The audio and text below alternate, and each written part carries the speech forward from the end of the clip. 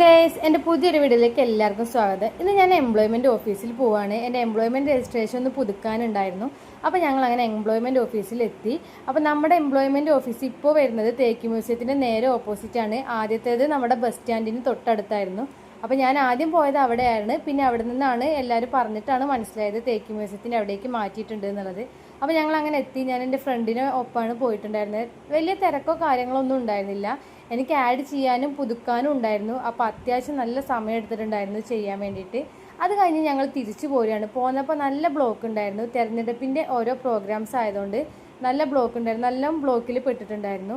അങ്ങനെ ബ്ലോക്കിൽ പെട്ടുകൊണ്ടിരുന്നപ്പോൾ ഞങ്ങൾക്ക് തോന്നി എന്തായാലും ഉച്ചയായാലും ഒന്ന് ഫുഡ് കഴിച്ചേക്കാമെന്ന്. അങ്ങനെ തൊട്ടടുത്തുള്ള ഹോട്ടലിൽ കയറി ഫുഡ് ഓർഡർ ചെയ്തു. അപ്പോൾ ഞങ്ങൾ കഴിച്ചത് ബിരിയാണി ആയിരുന്നു. അടിപൊളിയായിരുന്നു. നല്ല ടേസ്റ്റുള്ള ബിരിയാണി ആയിരുന്നു. ഞങ്ങൾ ബിരിയാണി എല്ലാം കഴിച്ച് വീണ്ടും പുറത്തേക്ക് ഇറങ്ങി. അപ്പോഴേക്കും ബ്ലോക്ക് തീർന്നിട്ടുണ്ടാവും എന്നാണ് വിചാരിച്ചത്.